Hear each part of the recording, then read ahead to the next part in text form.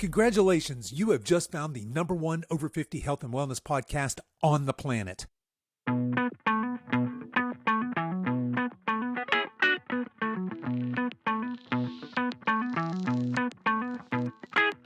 Hello and welcome to the Over 50 Health and Wellness Podcast. I'm your host, Kevin English. I'm the founder of The Silver Edge, and our mission is to help you build and maintain a lean, healthy body that you love for the rest of your life, so that you can show up in the second half of your life as the healthiest, strongest, most vital version of yourself. Today we have another episode of the Coach's Corner, so no guest, it's just me, and we'll be back next week with our normal interview format. But today I want to talk to you about the healthy at any size movement and dig beneath the surface just a little bit to discover how much truth there is to the statement that you can in fact be healthy at any size. And my answer to this question just might surprise you. Okay, so without further ado, let's get on with today's show.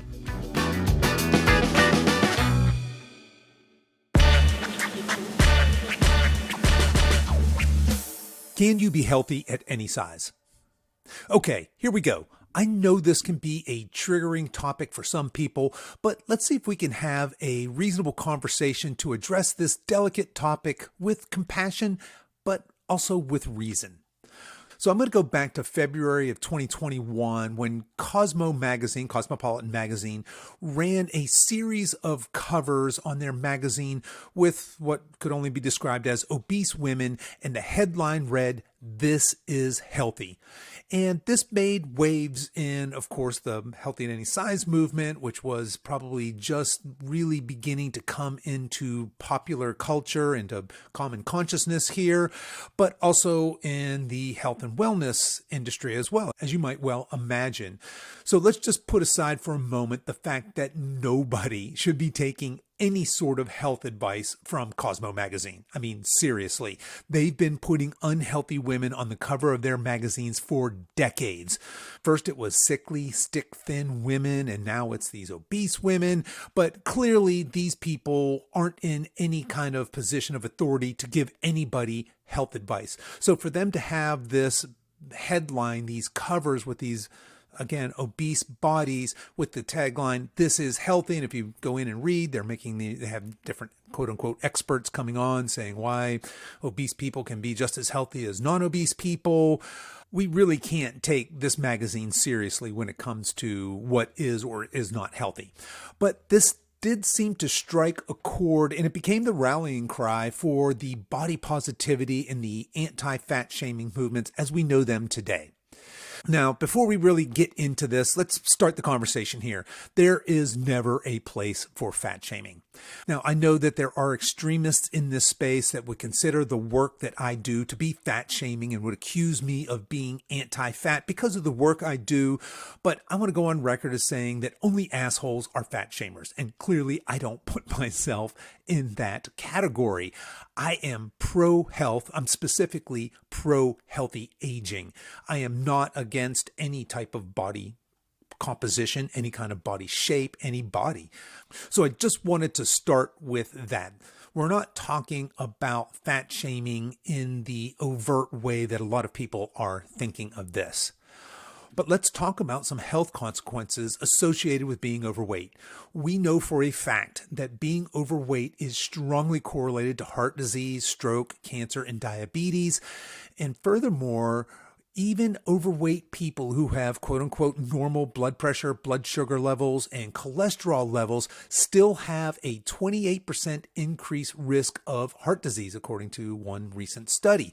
So clearly it is well established, the preponderance of the evidence shows us that there are health consequences to being overweight, and certainly the more overweight you are, the more likely you are to have ill health effects from that. So we move from being what we call quote unquote a normal weight to being overweight to being obese, and then we have a term now, morbidly obese. So let me back up at this point and just tell you a story.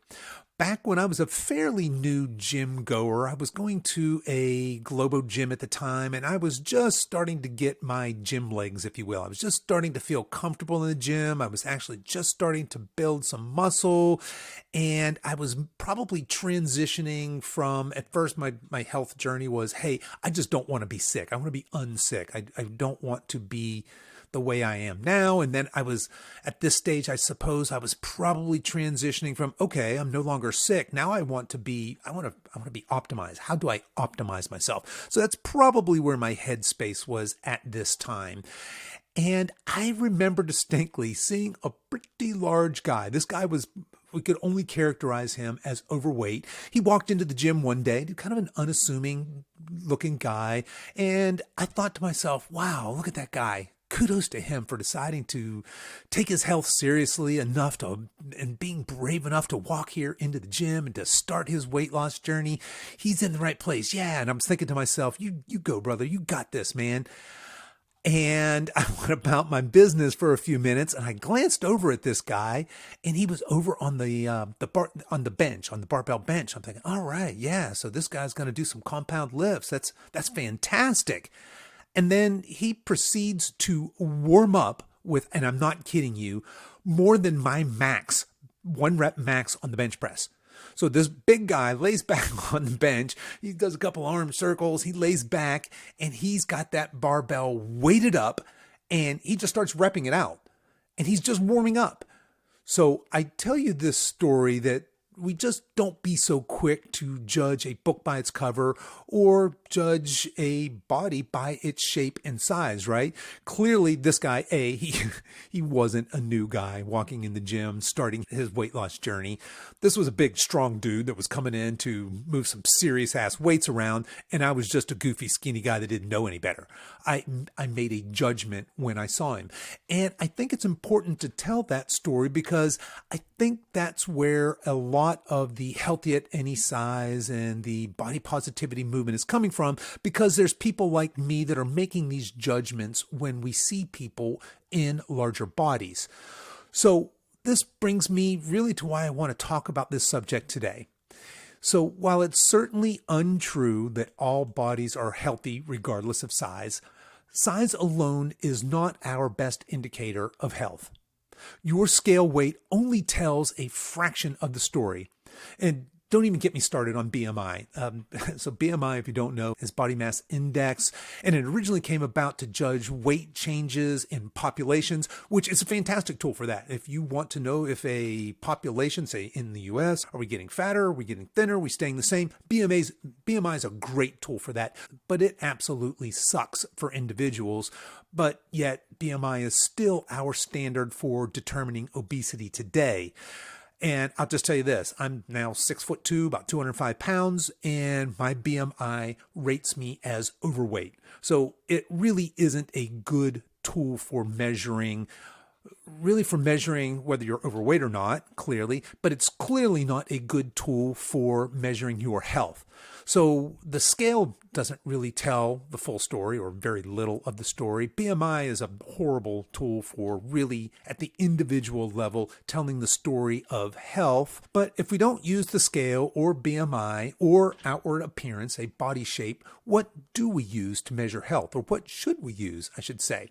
And I got a couple of thoughts here. And the first is very simple, very low tech, and that's just waist measurements. So waist, I'm saying waist like around your, an inch above your belly button, let's just say. Take a tape measure, wrap it around there. That's your waist measurement.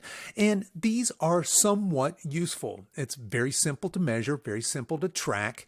And we could take this a step further and use a waist to hip ratio to be even more helpful as an indicator of health.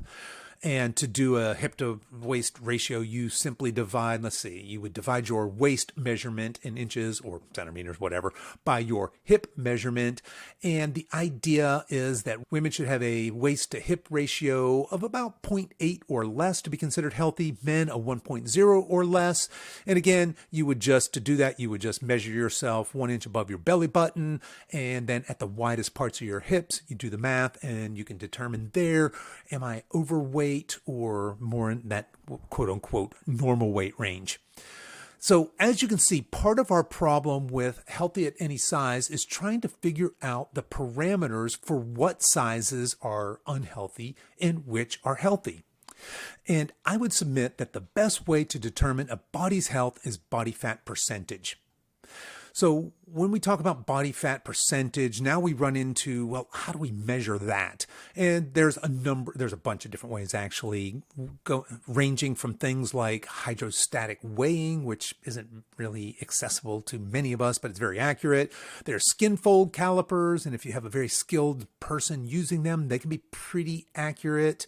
Pretty hard to do yourself though. Of course, like we just discussed, there's the tape measure, and there's also things like bioelectrical impedance analysis, and many of you may have heard of things like an in-body scale, which does a decent job of determining your muscle mass versus your body fat and gives you a body fat percentage. And then you have things like the same technology, this bioelectrical impedance analysis, that are in, like, say, my bathroom scale. Now, most of those scales are just pure trash. For example, the one I have, it connects via Bluetooth to my phone, and when I step on my scale, it tells me what my weight is, which I think is pretty accurate, but it consistently rates me at a body fat at like 28, 29%, which is ridiculous. If you saw me, that I'm nowhere near that. But it is useful, I suppose, in the sense that I can watch for trends. Am I staying right at 28 and 29%? Or is that number moving down? Is it trending up? So there's a number of different ways that we can look at body fat percentage. Now, when we talk about what normal body fat is, because that's going to be the next question. Okay, well, what's normal? What's healthy? What's abnormal or unhealthy, right? So quote unquote normal body fat is defined as 18 to 23% body fat in men and 25 to 30% in women, meaning that men over 25% and women over 30% would be considered obese. Now, a healthy range for body fat would be women in the low to mid 20s body fat percentage and men in the mid-teens. So for a woman, if we think maybe 21, 22% body fat up to 25, 26% body fat, and for you guys, if we think about that 13, 14, 15, 16, 17%, that's a pretty healthy place to be, especially when we start to look at things like longevity and normal health markers. Now, here's where we get to the crux of the matter. What bodies are healthy and which ones aren't so healthy? Remember, Dr. Gabriel Lyon said that we don't so much have an obesity problem or an overfat problem as we have a lack of muscle problem. And she's saying this as a physician, specifically talking about healthy bodies. In other words, two people who have the same weight and the same relative size, the one with more muscle is much more likely to be healthier. So let's go back to our healthy at any size and let's compare two bodies. Body A is a 280-pound man with 32% body fat, and he's clearly overweight. But he's crazy strong. Maybe he's that guy I watched walk into the gym all those years ago, and just like I said, he could rep out my 1 rep max like it's no problem. Now, body B, on the other hand, is a 180-pound guy with 32% body fat, and he's actually normal height, so he's not a short guy, so he doesn't appear overweight, at least not when he's dressed, but he's as weak as a kitten. He has very little muscle mass. He is what we call skinny fat. We could very easily make the case that the leaner, and I'm saying quote unquote leaner body, is less healthy because he's so undermuscled. In my 40s, I was that skinny fat guy. I probably weighed close to as much as I do now. Like I said, I weigh about 205, and maybe actually back then I weighed a little less, but I had no muscle, like none. And I was very metabolically unhealthy. But now at that same weight or near that same weight, I'm probably actually a little bit heavier right now, but I'm in the best shape of my life. So the scale really doesn't give much info here. And back then in my 40s, I carried all of my weight in my trunk. I had a big belly and man boobs, but with stick-thin arms and skinny legs, which, side note, is not a great look when you live at the beach, by the way. But here's the thing. If I wore a loose-fitting shirt, I looked healthier because I look leaner than that strong guy in the bigger body. Let's take another extreme example, and we'll go with ladies this time. Which body is healthier? A 30-year-old female bodybuilder in a bikini division who just won first place, or a 60-year-old woman who strength trains 2 to 3 days a week and has 30% body fat and she's trying to lose 15 pounds? The bikini competitor has abs. She's shredded. The 60-year-old does not have abs. This isn't even a close competition. All things being equal, the 60-year-old woman wins our health contest hands down. Our bikini competitor hit the stage at 12 to 14% body fat. That's not even remotely healthy. And just ask her, she'll tell you. She feels like shit. She's starved all the time. In fact, she's fantasizing about food. Her hair is starting to thin out, maybe even fall out. Her sleep is horrible. Her libido non-existent. This woman hasn't even had a period in 4 months. Now, think of the men and women you see on the covers of fitness magazines with shredded six-packs. There's a good chance that a bunch of you listening to this right now are healthier than those fitness models. Now, while these fitness models don't have to diet down as extreme as our bodybuilder examples, they do have to stay very lean year-round since, let's face it, they get paid for being good-looking, lean, and ripped. So when somebody says we can be healthy at any size, that simply isn't true. And while this movement is concerned with people in larger bodies, as we just discussed, leaner bodies that are weak and frail or extremely lean bodies are very unhealthy bodies. The real takeaway I want to leave you with is this. Having excess fat, especially visceral fat, and being under-muscled is a dangerously unhealthy place to be, especially for those of us over 50. Our culture seems to be tilting towards valuing feelings over objective facts, which seems to cause us to say and believe in some pretty goofy things. But here's the bottom line. The message that you can be medically healthy at any size is false. At best, it's disingenuous and incredibly disempowering, and at its worst, it's downright dangerous and even life-threatening. I truly and deeply believe that we should all love, honor, and respect everyone regardless of their body size and shape. But I just cannot get behind normalizing poor health and misinforming people that they can in fact be healthy at any size. I want to end with this. Remember that we said that we have less of a health issue with being over fat than we do with being under muscled. And this is especially true for those of us in our 50s, 60s, 70s, and beyond. So as opposed to embracing philosophies like we can be healthy at any size, let's take responsibility for our health. Let's get strong and let's get healthy.